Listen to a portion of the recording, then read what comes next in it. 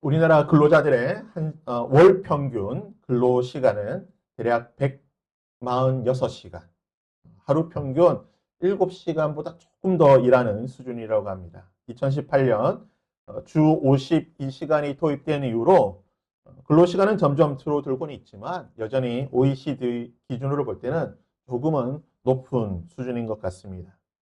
하지만 예전에는요, 주 52시간이 아니었습니다. 수출 산업의 전진기지라 불렸던 구로공단, 불이 꺼지지 않는 그런 24시간 항상 이 공장의 기계가 돌아가는 곳이 바로 구로공단이었다고 합니다. 9 to 6는 기본이고 매일 야근 그리고 주말도 없이 출근해서 일했던 것.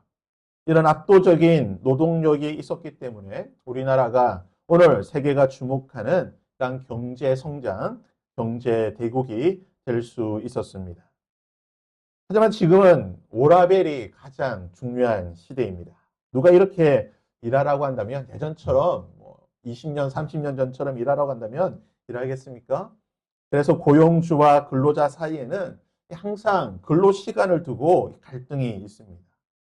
고용주는 물 들어왔을 때 넣어줘야 된다고 1시간이라도 더 일해서 또 더 많은 이 노동의 결과물이 있으면 좋은데 이제 또 근로자들은 또 예전처럼 그렇게 일하지는 죽어라고 일만 하지는 않는다는 것입니다. 그러다 보니까 외국인을 고용해서 근로시간을 늘려보기도 하고 여러 가지 수단과 방법을 강구하게 됩니다. 하지만 이제 여기에 가장 중요한 변수가 등장했습니다. 바로 AI 그리고 로봇이라고 하는 변수입니다. 피겨 AI가 인간 작업자와 생산성을 직접 비교하는 실험에 나서며 로봇 상용화 정책에 불을 붙이고 있습니다. 물류창고에서 휴머노이드 로봇이 사람과 함께 택배를 분류하는 장면을 유튜브로 생중계하며 인간 노동 대체 가능성을 정면으로 시험하고 있는 것입니다. 18일 오전 10시 기준 실험은 103시간째 이어지고 있습니다. 로봇과 인간 인선 작업자는 컨베이어 벨트를 따라 이동하는 투명 택배를 집어 지정된 분류함으로 분기는 동일한 작업을 수행하고 있습니다.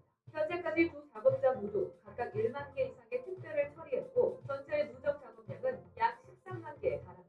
영상 속 휴머노이드 로봇들은 짐바, 프랭크, 게리라는 이름표를 달고 쉼없이 작업을 이어가고 있습니다. 배터리가 소진되면 대기 중인 다른 로봇이 곧바로 투입돼 교대 근무를 이어갑니다. 로봇들은 평균 4초에 소포 1개를 처리하며 하루 기준 약 2만 8천 개의 물품을 분류할 수 있는 수준입니다. 피겨 AI는 자체 인공지능 시스템 헬릭스 공유를 통해 모든 판단과 제어가 로봇 내부에서 이루어진다고 설명했습니다. 원격 조종이나 인간 개입 없이 스스로 택배를 인식하고 위치와 방향을 판단해 분류한다는 것입니다. 2대 이상의 로봇이 중앙 통제 없이 협업하는 모습도 공개됐습니다. 영상이 확산되자 온라인에서는 택배 알바 자리도 곧 다 사라지겠다. 교대까지 스스로 하다니 소름 돋는다는 반응이 이어졌습니다. 반면 속도보다 정확도가 더 중요하다. 결국 사람 감독이 필요할 것이라는 지적도 나왔습니다. 업계에서는 이번 실험이 사람 없이 AI와 로봇만으로 공장을 운영하는 다크 팩토리 가능성을 보여줬다는 평가가 나옵니다.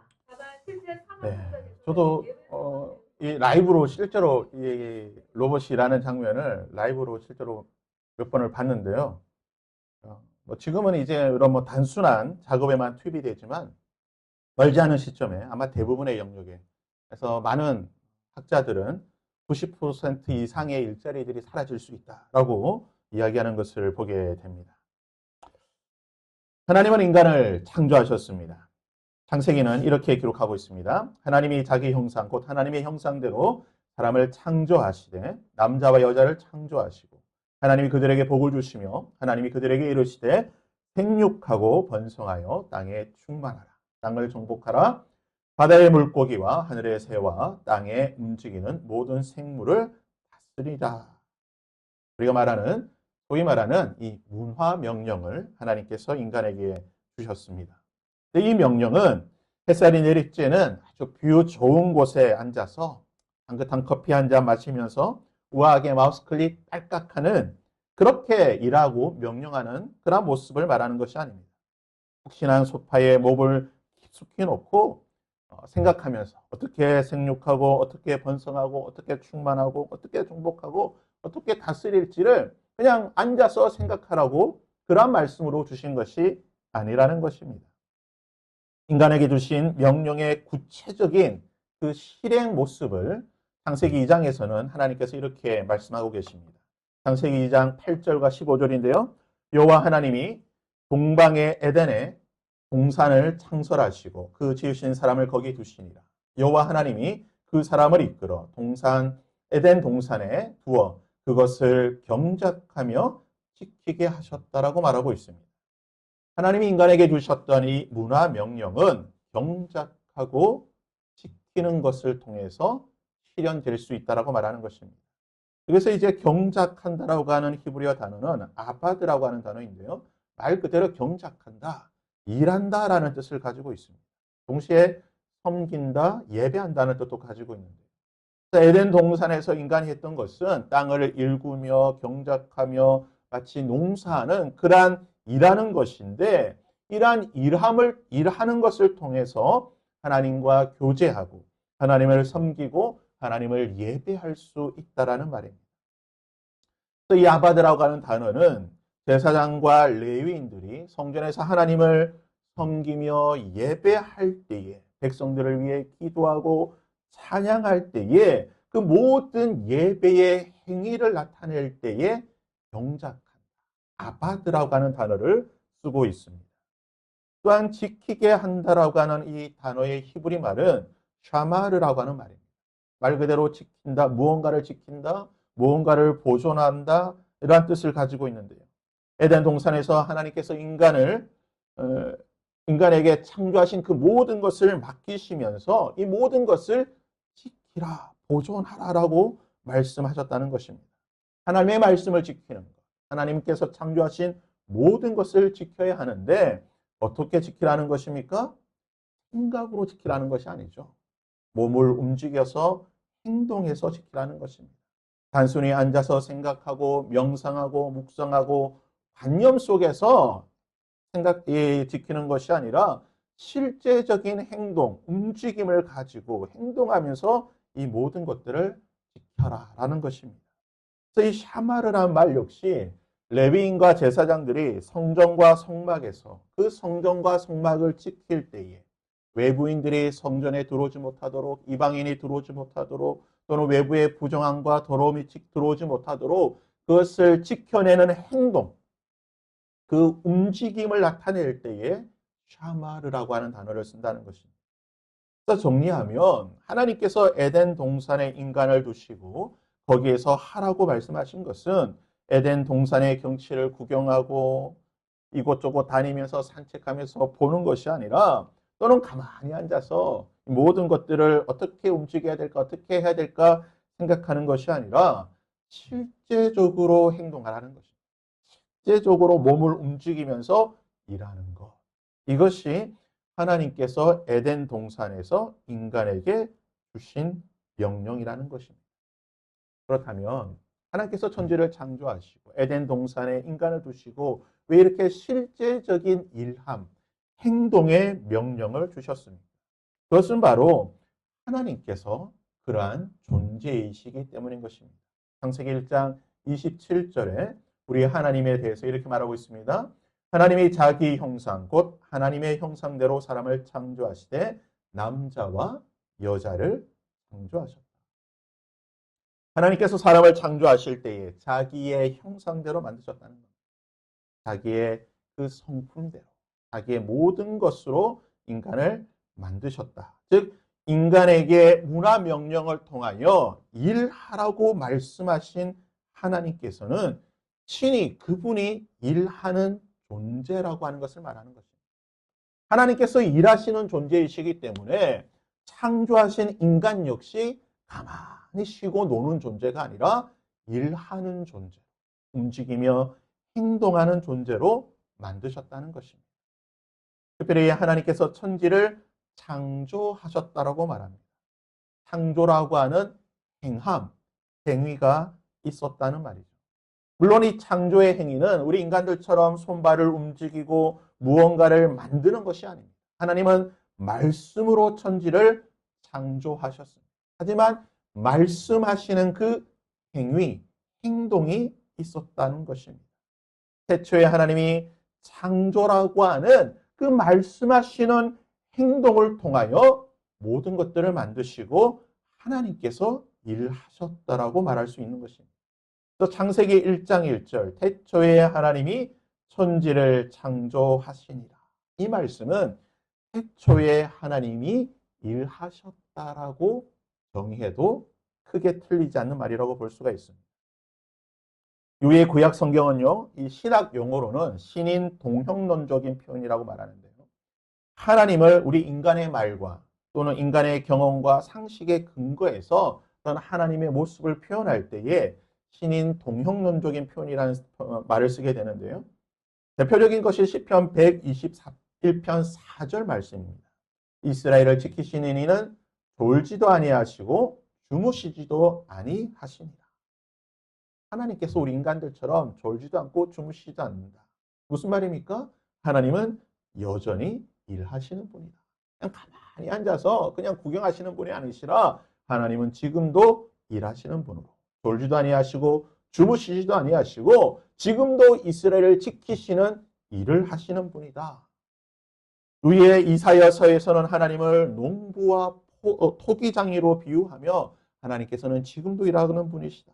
시편에서는 하나님을 건축가로 묘사하면서 하나님은 지금도 이스라엘을 위해 건축하며 일하는 분이시다. 출애굽기에서는 하나님을 용사로 표현하면서 하나님은 이스라엘 백성들을 위해 지금도 싸우시는 용사다라고 말하고 있는 것입니다. 그 구약 성경에서 말하고 있는 하나님은 여전히 그의 백성을 위해 일하고 계시는 분, 그분이 바로 하나님이시다라고 구약 성경은 말하고 있는 것입니다. 그리고 오늘 본문에서 구약에서 말하고 있는 이 하나님께서 오늘 현재 신약시대, 예수님 당시, 그리고 오늘 우리의 삶 속에서는 어떠한 모습으로 일하고 계시는가? 요한복음 5장은 이렇게 기록하고 있습니다. 요한복음 5장 1절 말씀인데요. 그 후에 유대인의 명절이 되어 예수께서 예루살렘에 올라가시니라. 요한은 유대인의 명절 중 어떤 명절인지 정확하게 그 시기를 말하지 않습니다.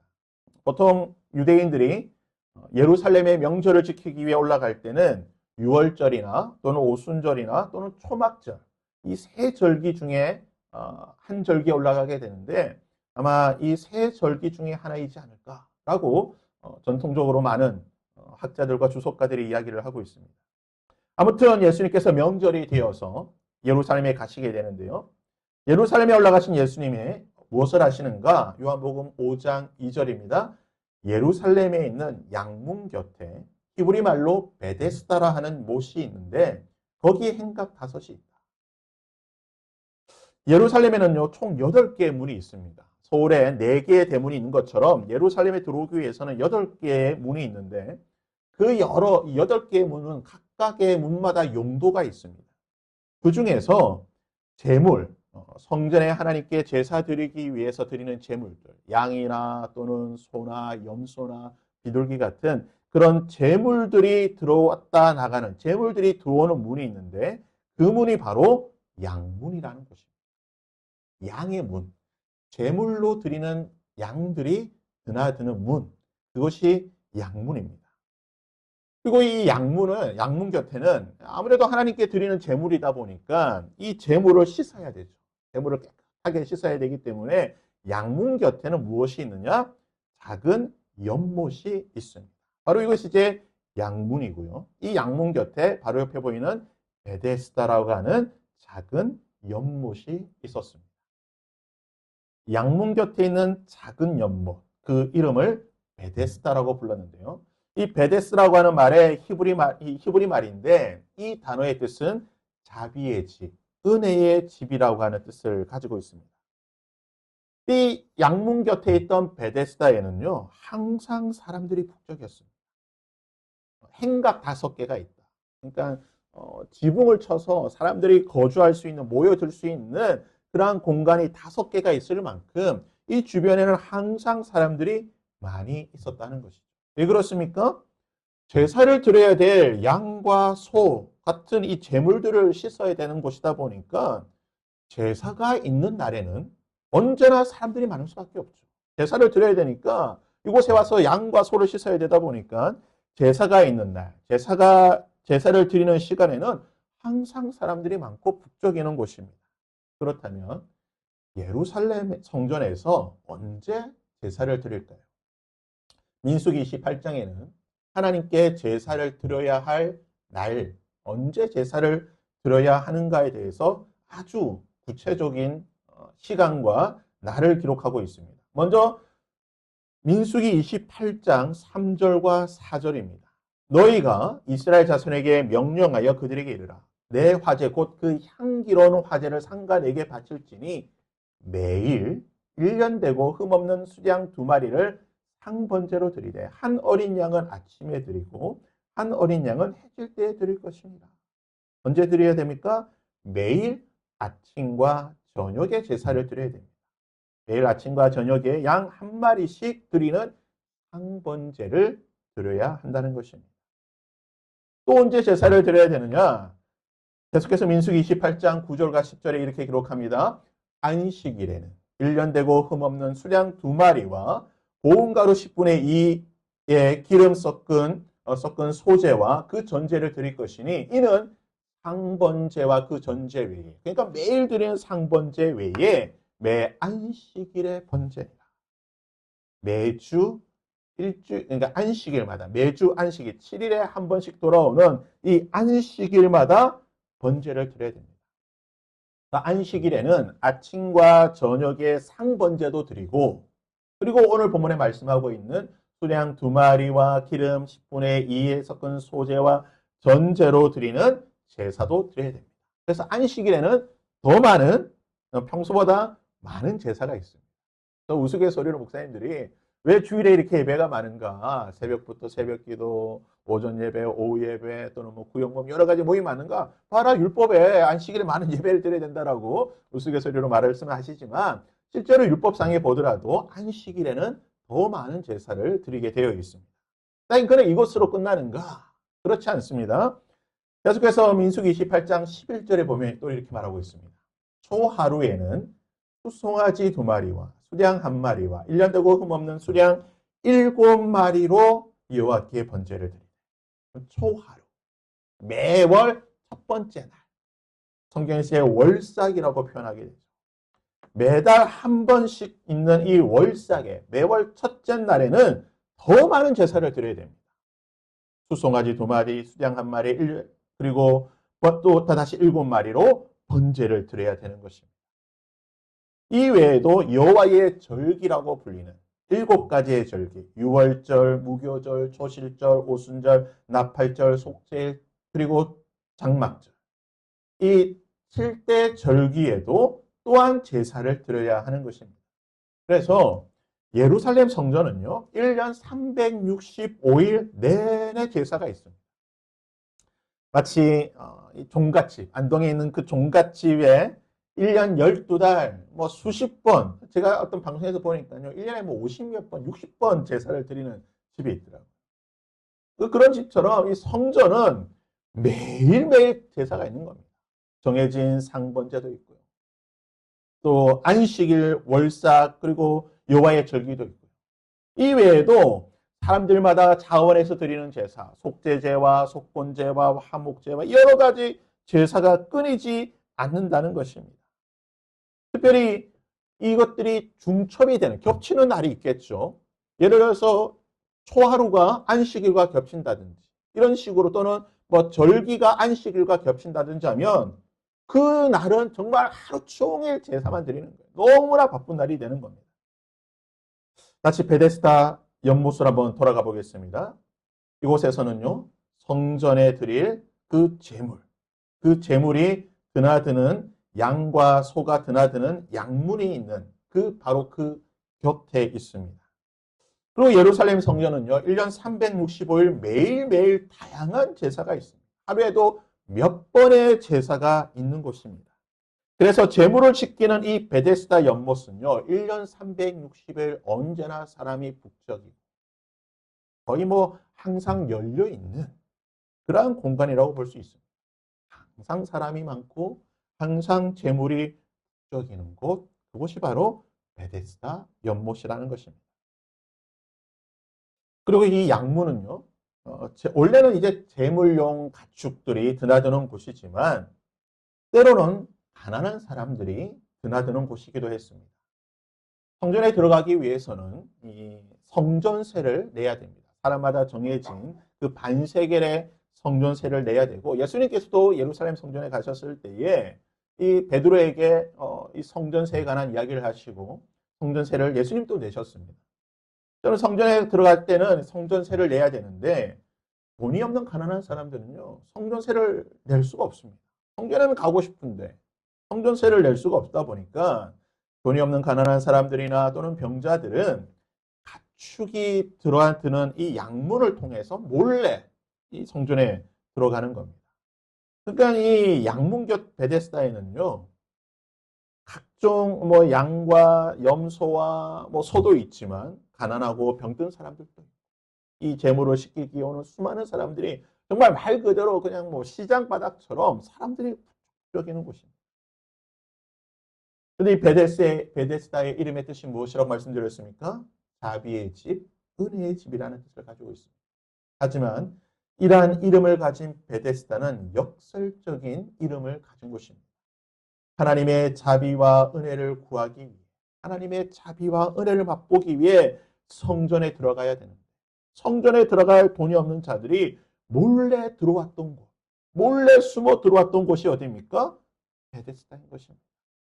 누구보다도 하나님의 은혜와 자비가 필요한데, 가난하고 병들고 힘들고 어려운데, 누구보다도 자비와 은혜가 필요한데 그 은혜와 자비를 구할 길이 없어서 몰래 숨어 들어왔던 곳, 그것이 바로 이 베데스다, 자비의 집이라는 것입니다. 그런데 오늘 말씀에 이곳에 누가 오셨습니까? 예수님께서 오셨습니다. 예수님은요, 양문으로 들어갈 필요가 없는 분이십니다. 보통 일반적인 대부분의 유대인들은, 일반인들은 성전 남쪽에 나 있는 남문 또는 훌다문이라고 하는 곳, 또는 성전 동쪽에 열려 있는 황금문, 미문이라고 불리는 그것을 통해 성전에 들어가게 됩니다. 예수님은 굳이 양문에 들어갈 필요가 없어요. 양문으로 들어가실 이유도 없고, 대부분의 사람들처럼 뭐 황금문이라든지 또는 뭐 훌다문을 통해서 들어가시면 됩니다. 예수님께서 지금 양문으로 들어가셨습니다. 마치 우리가 읽었던, 지난주에 살펴봤던 요한복음 4장에서 예수님께서 사마리아 성을 통과하지 않고 삥 둘러서 가도 되지만 굳이 사마리아를 통과하여야 하겠는지, 굳이 사마리아를 억지로 지나가셔서 유대인들은 지나가기를 꺼려하고 제자들도 지나가기를 꺼려했던 그 사마리아 성을 지나가시면서 수가성에서 그 여인을 만나셨던 거죠. 일반인들은 지나가지 않아요. 지나갈 이유도 없고 지나갈 필요도 없는 그 양문을 예수님께서 지나가시고 계십니다. 누구를 만나시기 위해서요?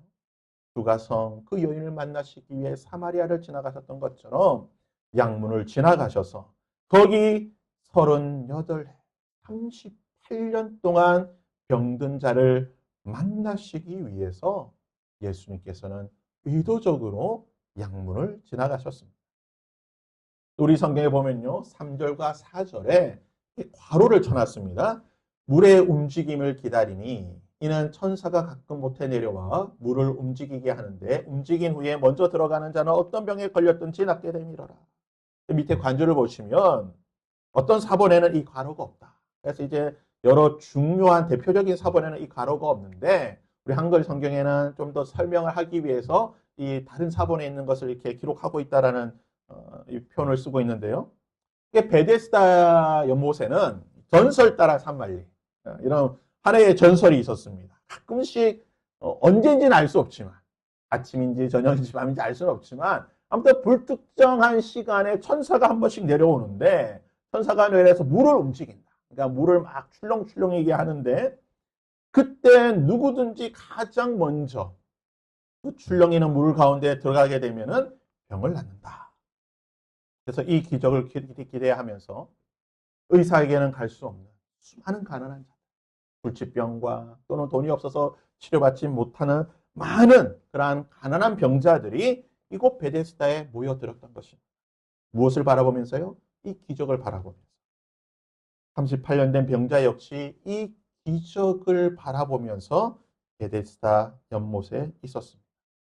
그가 몇 년 동안, 얼마나 오랜 시간 동안 이곳에 있었는지는 알 수는 없지만 그가 이곳에 있는 동안 이 기적의 현상을 보았습니다. 그래서 7절에 이렇게 말하죠. 병자가 대답하되 주여 물이 움직일 때에 나를 못해 넣어주는 사람이 없어 내가 가는 동안에 다른 사람이 먼저 내려갔나이다. 38년 된 병자는요. 자비의 집, 은혜의 집이라고 불리는 베데스다에서 진정한 하나님의 자비와 은혜를 기대하고 기다리고 있었습니다. 하지만 안타까운 것은요. 자신의 눈앞에서 하나님의 자비와 은혜를 놓쳤다는 것입니다. 여러분 이 상실감이 얼마나 크겠습니까? 여러분 한번 생각해 보시길 바랍니다. 천사가 언제 내려오는지 몰라요. 그러니까 잠도 제대로 못 잡니다. 종일 무엇을 바라봐야 됩니까? 그 연못만 바라보는 거예요. 베데스다 못만 바라보는 거예요. 언제 그것이 출렁이는가? 잠도 제대로 자지 못하고 눈은 부릅뜨고 연못을 주시하는데 연못이 갑자기 출렁출렁입니다. 드디어 기회가 왔다 생각하고 가게 되는데 이 사람은 어떠한 병자입니까? 누워있는 자. 제대로 움직이지 못한 자. 보기는 내가 먼저 봤는데 움직이지 못하고 겨우 꿈틀꿈틀거리면서 가고 있으니까 그런 자신의 모습을 보고 옆에 있는 다른 병자가 먼저 뛰어가서 들어가는 겁니다. 이것을요. 수년 동안 수십 년 동안 바라보고 있었다는 거예요. 얼마나 그 속이 상하겠습니까? 그럼 이 사람의 그 심정을 여러분 생각할 수가 있겠습니까? 그러기에 이 병자의 고백은요. 38년 된 병자의 고백은 그냥 단순한 고백이 아니에요. 정말 피를 토하는 피 맺힌 그 절규의 말입니다. 병자가 대답하되 주여 물이 움직일 때에 보기는 내가 먼저 봤는데 내가 먼저 보고 먼저 가고 싶은데 나를 넣어주는 사람이 없었어. 내가 그것을 가지 못하고 내가 가는 동안에 다른 사람이 먼저 간다. 내가 이것을 너무나 많이 봤습니다. 제발 누군가가 나를 한 번만 넣어준다라고 한다면 이 자비와 은혜의 기회가 나는 받는데 이 기회를 누릴 수 있도록 누군가 나를 먼저 넣어준다라고 한다면 또 하나님의 은혜와 자비를 누릴 수 있는 38년 된 병자의 맺힌 이 절규를 들으신 예수님은 이렇게 말씀하십니다. 예수께서 이르시되 일어나 내 자리를 들고 걸어가라. 그리고 예수님의 말씀대로 그 사람이 곧 나서 자리를 들고 걸어가니 이 날은 안식일이다. 여기서 문제가 생깁니다. 예수님께서 38년 된 병자를 고치신 날이 언제입니까? 이 날은 안식일이다. 아마 예수님께서 안식일 그 예배를 그 제사를 드리시기 위해 성전에 들어가셨던 것 같습니다. 그런데 출애굽기 20장에 보면요. 십계명에 안식일에 대한 규정이 있습니다. 안식일을 어떻게 지켜야 되는가? 우리가 너무나 잘 알고 있는 출애굽기 20장 말씀입니다. 안식일을 기억하여 거룩하게 지키라. 엿새 동안은 힘써 내 모든 일을 행할 것이나 일곱째 날은 내 하나님 여호와의 안식일인즉 너나 내 아들이나 내 딸이나 내 남종이나 내 여종이나 내 가축이나 내 문 안에 머무는 객이라도 아무 일도 하지 말라. 안식일에는요. 누구든지 아무 일도 해서는 안 된다는 겁니다. 율법에는 아무 일도 해서는 안 된다고 말하고 있지만 유대인들은 이 율법을 해설한 주석한 미시나라고 하는 이 주석서가 있습니다. 이 미시나에는 안식일에 해서는 안 되는 일 39가지를 적어놨습니다. 안식일에는 이 39가지 일을 해서는 안 되는데 그 중에 하나가 무엇이냐? 물건을 들고 움직이는 겁니다. 어떤 물건이든지 들고 움직여서는 안 된다는 거예요. 그래서 유대인들의 말이 무엇입니까? 유대인들이 병 나은 사람에게 이르되 안식일인데 내가 자리 무언가를 들고 가는 것이 옳지 않다. 안식일에 아무 일도 해서 안 되고 물건 들고 가서도 안 되는데 내가 자리를 들고 가는 것이 옳지 않다. 그리고 유대인들은요. 이 기적을 행하고 이 일을 명한 자가 예수님이라고 하는 사실을 알게 됩니다. 그리고 예수님을 찾아가 예수님에게 따지면서 예수님과 논쟁을 하게 됩니다. 예수님은 유대인들과 논쟁하시면서 이러한 말씀을 하십니다. 그러므로 안식일에 이러한 일을 행하신다 하여 유대인들이 예수를 박해하게 된지라. 예수께서 그들에게 이르시되 내 아버지께서 이제까지 일하시니 나도 일한다 하시니. 예수님께서 안식일에 병을 고치신 것에 대해서 하나님 아버지께서 나의 아버지시고 하나님 아버지께서 일하시는 것처럼 나도 일한다. 하나님 아버지께서 일하시기 때문에 안식일이지만 나도 하나님 아버지처럼 일한다라고 말씀하셨습니다. 그리고 이 말씀을 하신 뒤에 18절에서 47절까지 보시면 나중에 한번 읽어보시길 바랍니다. 하나님 아버지께서 그 하신 일에 대해서 독생자인 아들 예수 그리스도도 하나님 아버지처럼 일한다라고 말씀하십니다. 그 일이 무엇이냐? 19절부터 이렇게 말합니다. 그러므로 예수께서 그들에게 이르시되 내가 진실로 진실로 너희에게 이르노니 아들이 아버지께서 하시는 일을 보지 않고는 아무것도 스스로 할 수 없나니 아버지께서 행하시는 그것을 아들도 그와 같이 행하느니라. 아버지께서 죽은 자들을 일으켜 살리신 같이 아들도 자기가 원하는 자들을 살리느니라. 진실로 진실로 너희에게 이르노니 죽은 자들이 하나님의 아들의 음성을 들을 때가 오나니 곧 이때라. 듣는 자는 살아나리라. 예수님께서 굳이 안식일에 재물들이 오가는 그 가축들이 오가는 양문을 통과하셔서 38년 된 병자를 만나고 그를 고치시고 그에게 그것을 들고 가라고 말씀하신 이유가 무엇입니까? 안식일에 안 하셔도 돼요. 그 전날에 오셔가지고 하셔도 됩니다. 안식일이 지나고 하셔도 상관없어요. 근데 굳이 예수님께서 안식일에 제사를 드리는 그 제물을 싣는 곳에 많은 사람이 모여 있는데 안식일이니까 더 많은 제물이 있고 더 사람이 많은 그곳에 있던 병자를 고치신 이유가 무엇입니까? 안식일에 병든 자를 고쳐도 된다는 것을 말씀하시기 위해요. 이제는 안식일에도 이래도 된다. 이것을 말씀하시기 위해서 예수님께서 이 기적을 행하신 것입니까? 예수님은 이 진리를 선포하기 위해 이 기적, 이 표적을 행하신 것입니다. 이제는 죽은 자들이 하나님의 아들의 음성을 듣고 살아나는 날이 되었다는 것입니다. 하나님 아버지께서 죽은 자들을 살리신 것처럼 하나님의 아들도 자기가 원하는 살리는 자들을 원하는 살리는 날이 되었는데 바로 이 그날이 이제 시작되었다라는 것입니다. 죽은 자를 살리는 날은 구원하는 날은 안식일이라고 쉬거나 멈추지 않는다. 너희들이 365일 이곳에서 제물을 지키며 하나님을 제사하고 예배하는 것처럼 그 예배를 하나님께서 받으시는 것처럼 그리고 그 예배자들을 하나님께서 살리시고 용서하시고 회복시키시는 것. 아들의 피로 죽은 자를 살리는 참된 구원의 날. 아들을 통해 참된 자비와 은혜를 경험하는 이 일은 안식일이라고 멈추는 것이 아니다. 매일매일 성전에서 드리는 예배처럼 매일매일 참된 성전된 날을 통하여 이 구원과 은혜의 날이 너희들의 삶 속에서 일어나게 될 것이다. 언제나 원하는 자들은, 나의 음성을 듣는 자들은 언제든지 이 은혜가 회복될 것이다. 하나님의 자비와 은혜가 그 가운데 임하게 될 것이라고 하는 이 말씀을 하고 계시는 것입니다.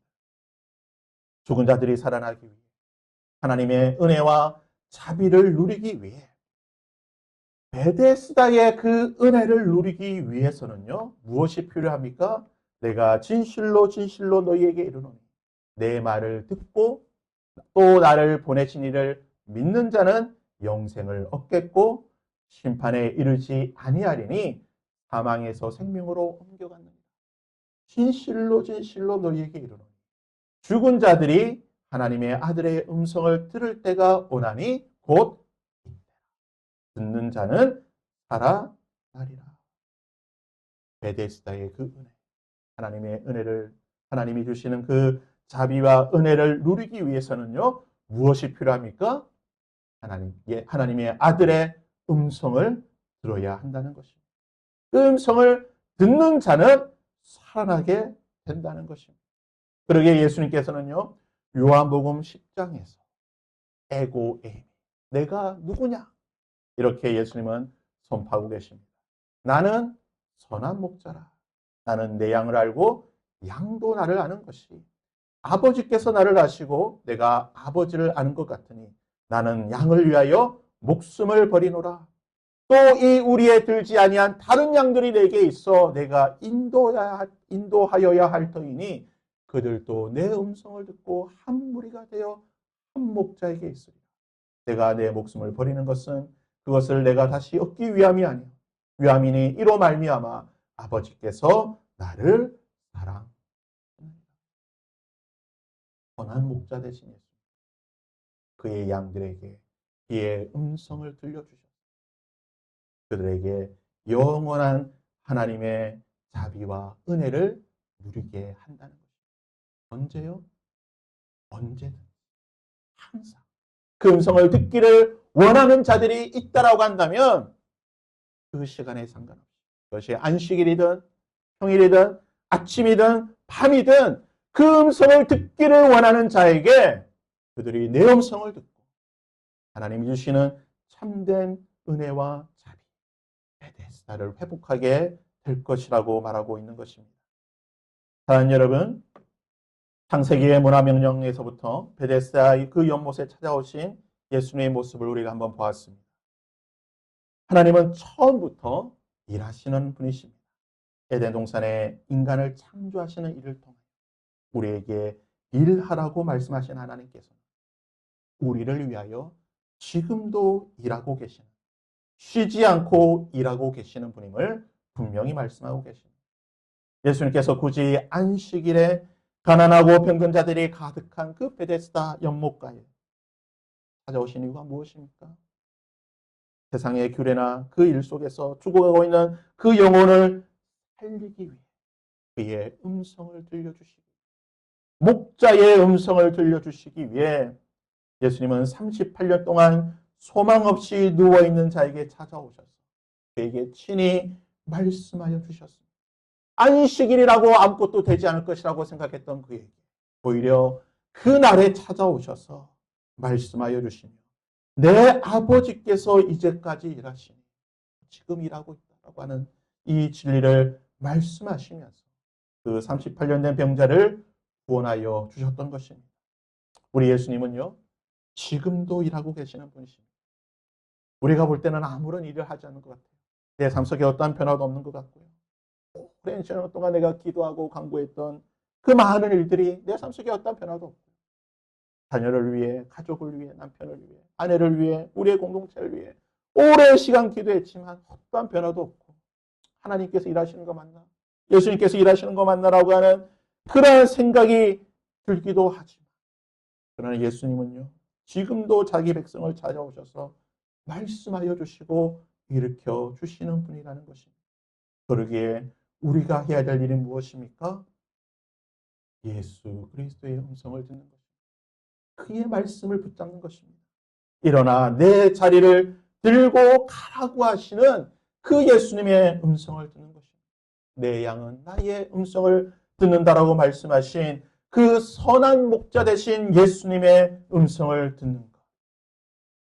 어제와 같은 그 자리에 머물러 있는 것이 아니라 그 예수님의 말씀을 붙잡고 내 아버지께서 이제까지 일하시니 나도 지금 일하고 있다라고 하는 그 주님을 바라보며 포기하지 않고 다시 한번 우리의 삶의 자리에서 일어나 주와 함께 일하는 것. 여호와의 열심히 이 일을 이룰 것이라고 하는 그 말씀대로 여호와의 열심을 바라보며 그 여호와의 열심이 오늘 내 삶 속에 일어나기를 기대하며 주와 함께 일하는 것. 그것이 이번 한 주 그리고 앞으로의 우리의 삶 속에 우리와 함께 일하실 그 하나님을 기대하는 우리의 믿음의 자세일 것입니다.